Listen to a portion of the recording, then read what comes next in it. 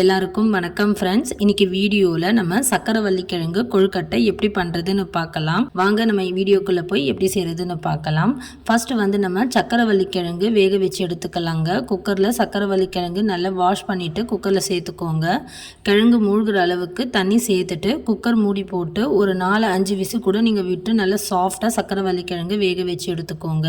அது வேகிறதுக்குள்ளே நம்ம உள்ளே வைக்கிற கொழுக்கட்டைக்கு ஸ்டஃபிங் ரெடி பண்ணிக்கலாம். பேனில் 1 ஸ்பூன் அளவுக்கு நெய் சேர்த்துட்டு 1 கப் அளவுக்கு துருவன தேங்காய் சேர்த்துட்டு தேங்காயோட ஈரம் பதம் போகிற அளவுக்கு நல்லா ஃப்ரை பண்ணிக்கலாம். தேங்காவோட நிறம் மாறாமல் அதோட ஈரப்பதம் போகிற அளவுக்கு மட்டும் ஃபஸ்ட்டு லைட்டாக இந்த மாதிரி தேங்காவை வறுத்துக்கலாம். இப்போ ஓரளவுக்கு நல்லா வறுபட்டுடுச்சுங்க. அடுத்ததாக வாசனைக்கு 1/2 ஸ்பூன் அளவுக்கு ஏலக்காய் பொடி சேர்த்துக்கலாம். கூட இனிப்புக்கு 1/2 கப் அளவுக்கு சர்க்கரை சேர்த்துருக்கேன். உங்களுக்கு சர்க்கரை சேர்க்க விருப்பம் இல்லைன்னா இந்த இடத்துல நீங்கள் நாட்டு சர்க்கரை சேர்த்துக்கலாம். நாட்டு சர்க்கரை கொஞ்சம் இனிப்பு குறைவாக இருக்கும். நீங்கள் ஒரு 3/4 கப் அளவுக்கு நாட்டு சர்க்கரை சேர்த்துக்கோங்க. இதில் நீங்கள் வெல்லம் கூட பயன்படுத்தி செஞ்சுக்கலாம். ஃப்ரெண்ட்ஸ், நான் சர்க்கரை சேர்த்துட்டு இதில் நான் தண்ணி எதுவும் சேர்த்து வேக வைக்க போகிறதில்ல. லைட்டாக இந்த தேங்காவோடு சேர்த்து நல்லா மிக்ஸ் பண்ணிக்கிறேன். பாருங்கள், இந்த மாதிரி கொஞ்சம் உதிரியாக வர வரைக்கும் உள்ளே வைக்கிற ஸ்டஃபிங் நான் ரெடி பண்ணி எடுத்துருக்கேன். இப்போ இது நம்ம ஒரு கப்பில் மாற்றிட்டு ஆற வச்சுக்கலாம். அடுத்ததாக ஒரு 5 விசில் வர விட்டு நம்ம சக்கரவள்ளி கிழங்கு நல்லா சூப்பராக சாஃப்டாக வேக வச்சு எடுத்துருக்கோம். இந்த மாதிரி நல்ல சக்கரவள்ளி கிழங்கு வெந்ததுக்கப்புறம் தோலை ஃபுல்லாக நம்ம எடுத்துட்டு எல்லா கிழங்கையும் இந்த மாதிரி ஒரு பாத்திரத்தில் மாற்றிக்கலாம். மாற்றிட்டு உங்ககிட்ட மேஷர் இருந்தால் அதை வச்சு நல்லா மேஷ் பண்ணிக்கோங்க. அப்படி இல்லைன்னா இந்த மாதிரி டம்ளரை வச்சு பக்கத்தில் நல்லா அழுத்தி விட்டு மேஷ் பண்ணிக்கோங்க. ஃப்ரெண்ட்ஸ், கட்டி இல்லாமல் நல்லா ஸ்மூத்தாக மேஷ் பண்ணி எடுத்துக்கணும். இப்போ பாருங்கள், நம்ம சக்கரவள்ளி கிழங்கு இந்த மாதிரி கட்டி இல்லாமல் நல்லா மேஷ் பண்ணி எடுத்தாச்சு. இப்போ இதில் நம்ம அரிசி மாவு சேர்த்துட்டு நம்ம கொழுக்கட்டைக்கு மாவு எப்படி பிசைவோமோ அந்த மாதிரி பிசைஞ்சு எடுத்துக்கணும். ஃப்ரெண்ட்ஸ், ஃபஸ்ட்டு கட்டி இல்லாமல் நல்லா ஸ்மாஷ் பண்ணி எடுத்ததுக்கப்புறம் இது ஒரு வாட்டி நல்லா பிசைஞ்சு கொடுத்துக்கோங்க. இப்போ இதில் 1 கப் அளவுக்கு நம்ம வீட்டில் அரைச்ச பச்சரிசி மாவு தாங்க நான் சேர்த்துருக்கேன். நீங்கள் கடை மாவு கூட நீங்கள் பயன்படுத்திக்கலாம். அடுத்ததாக கொஞ்சமாக இதில் உப்பு சேர்த்துட்டு 1 ஸ்பூன் அளவுக்கு நெய் சேர்த்துட்டு மாவு சக்கரவள்ளி கிழங்கு எல்லாத்தையும் சேர்த்து நல்லா ஒன்றா மிக்ஸ் பண்ணிக்கலாம். இப்போ இது எல்லாத்தையும் ஒன்றா சேர்த்து நல்லா மிக்ஸ் பண்ணதுக்கப்புறம் தண்ணியை கொஞ்சம் சூடுபடுத்திட்டு வெதப்பாக வந்ததுக்கப்புறம் இந்த மாதிரி தண்ணியை கொஞ்சம் கொஞ்சமாக திரிச்சு விட்டு கொழுக்கட்டை மாவு பதத்துக்கு நம்ம மாவு பிசைஞ்சு எடுத்துக்கணும்.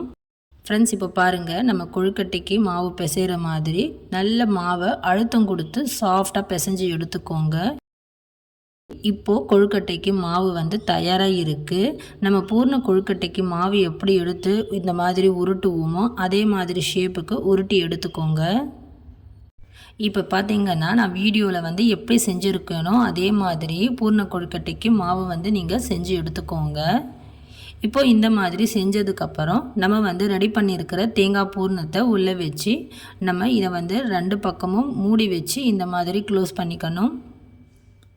இப்போ வெளியே வராத அளவுக்கு ஓரத்தில் நல்லா அழுத்தம் கொடுத்து செஞ்சுக்கோங்க. அப்போ உள்ளே வச்சு நம்ம பூர்ணம் கரைஞ்சி வெளியே வராது.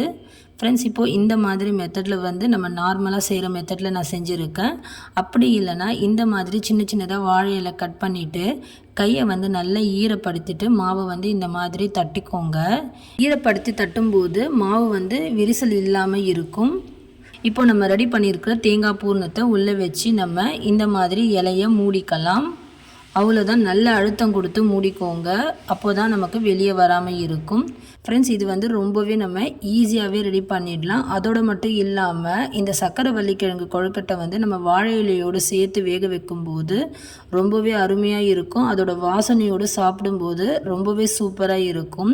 இப்போ இந்த மாதிரி நம்ம எல்லா கொழுக்கட்டையும் ரெடி பண்ணிவிட்டு இட்லி பாத்திரத்தில் தண்ணி நல்லா கொதித்து வந்ததுக்கப்புறம் நம்ம செஞ்சுருக்கிற இலை கொழுக்கட்டையை உள்ளே வச்சு ஒரு 10 நிமிஷம் வரைக்கும் மீடியம் ஃப்ளேம்லேயே வேக வைங்க. இப்போ பார்த்தீங்கன்னா ஒரு 10 நிமிஷத்தில் சூப்பராக சக்கரவள்ளி கிழங்கு கொழுக்கட்டை ரெடி பண்ணியாச்சு. இது வரைக்கும் இந்த மாதிரி நீங்கள் சக்கரவள்ளி கிழங்கு கொழுக்கட்டை செஞ்சதில்லைன்னா கண்டிப்பாக ஃப்ரெண்ட்ஸ் இந்த வாட்டி நீங்கள் ட்ரை பண்ணி பாருங்கள். இப்போ நம்ம நார்மலாக செஞ்சுருக்கோம்ல அந்த மாதிரி கொழுக்கட்டை செஞ்சு நம்ம வேக வச்சு எடுத்துக்கலாம். இந்த சக்கரவள்ளி கிழங்கு கொழுக்கட்டை ரொம்பவே சூப்பராக டேஸ்ட் அருமையாக இருக்கும். இந்த மாதிரி ஸ்வீட்டை குழந்தைங்களுக்கு ஹெல்த்தியாக செஞ்சு கொடுத்து பாருங்கள். தனியாக சக்கரவள்ளி கிழங்கு நீங்கள் வேக வச்சு கொடுத்தா குழந்தைங்க சாப்பிட மாட்றாங்கன்னா இந்த மாதிரி இனிப்பாக நீங்கள் வந்து சக்கரவள்ளி கிழங்கு கொழுக்கட்டை செஞ்சு கொடுத்து பாருங்கள். குழந்தைங்கள்லேருந்து பெரியவங்க வரைக்கும் நல்லா விரும்பி சாப்பிடுவாங்க. காலையில் பிரேக்ஃபாஸ்ட்டுக்கும் எடுத்துக்கலாம், ஈவினிங்க்கு ஸ்நாக்ஸாகவும் நீங்கள் வந்து செஞ்சு கொடுக்கலாம். இதே மாதிரி கண்டிப்பாக நீங்களும் வீட்டில் செஞ்சு பாருங்கள். செஞ்சு பார்த்துட்டு எப்படி வந்ததுன்னு மறக்காமல் கமெண்ட் பண்ணுங்கள். இந்த வீடியோ பிடிச்சிருந்தால் லைக் பண்ணுங்கள், மற்றவங்களுக்கும் ஷேர் பண்ணுங்கள். நம்ம சேனலை நீங்கள் ஃபஸ்ட் டைம் பார்க்குறீங்கன்னா கோமதி ஃபுட் சேனலை சப்ஸ்கிரைப் பண்ணிவிட்டு பெல் சிம்பிளையும் ப்ரெஸ் பண்ணி வைங்க. அப்போ தான் நான் போடுற வீடியோஸ் எல்லாம் நோட்டிஃபிகேஷனாக வரும் ஃப்ரெண்ட்ஸ். தேங்க்ஸ் ஃபார் வாட்சிங்.